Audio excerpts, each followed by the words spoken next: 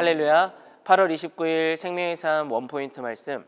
오늘은 고난의 자리로 돌아가는 것이라는 제목으로 하나님의 말씀을 증거합니다. 오늘 우리에게 허락하신 한 구절은 창세기 16장 11절 말씀입니다. 여호와의 천사가 하갈에게 말했습니다. 내가 지금 임신했으니 아들을 낳을 것이다. 그 이름을 이스마엘이라 하여라. 여호와께서 내 고난을 들으셨기 때문이다. 아브라함의 아내 사레는 아이를 낳지 못하자 아브라함에게 한 여종을 주어 대를 이어가게 만들려고 합니다.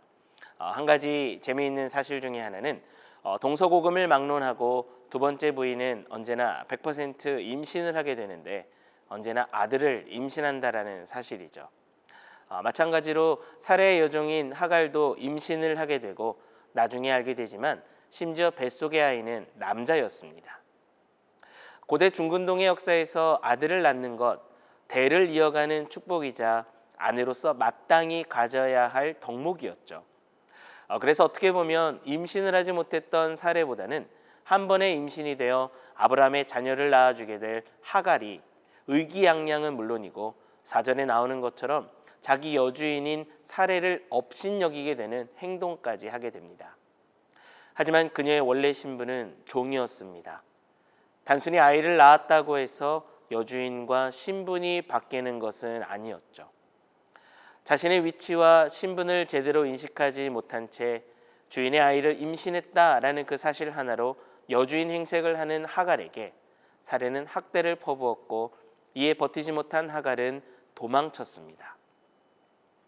7절에 보면 하갈이 어디로 도망가고 있는지 나오게 되는데 영어로는 road to shore, 우리말 성경에는 술길이라는 곳이었습니다. 술길이라는 곳은 시내 광야 북서부 지역으로 이집트 반경에 있던 곳이었는데요. 그녀가 왜 다른 길도 있는데 술길로 도망간 것일까요?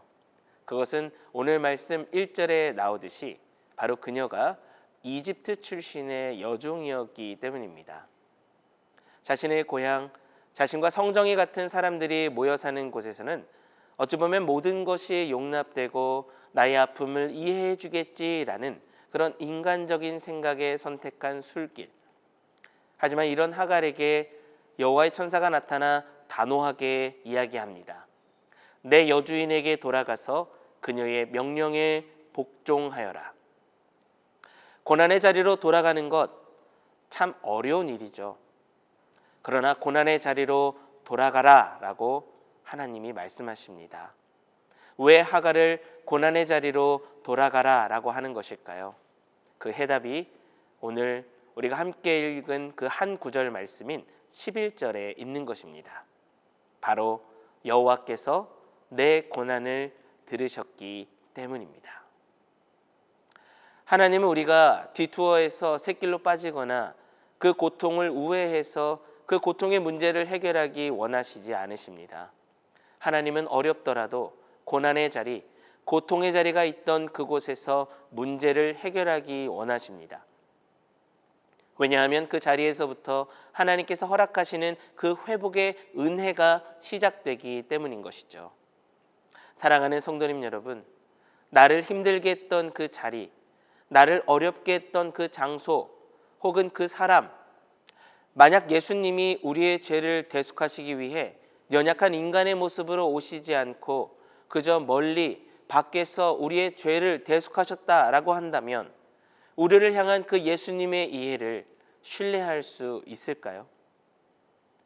회복의 시작은 고난의 자리로 돌아가는 그 지점에서 시작되는 것, 이것을 기억하시면서 24hour 7 watching over us 하시는 그 하나님을 신뢰함으로 고난을 넘어 회복을 기대하는 그런 오늘의 삶이 되시기를 주님의 이름으로 간절히 축복합니다. 기도하겠습니다.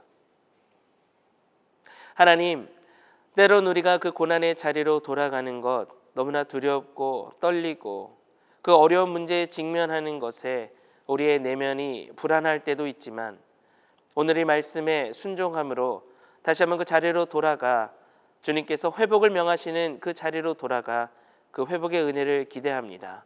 하나님, 언제나 우리와 함께하여 주셔서 그 은혜를 경험할 때 주님께 감사가 넘쳐나는 인생 되게 하여 주시고 다시 한번 우리에게 회복을 허락하시는 그 하나님을 경험하고 그 하나님을 증거하는 복된 우리의 삶이 될 수 있도록 함께하여 주시옵소서. 예수님의 이름으로 기도합니다. 아멘.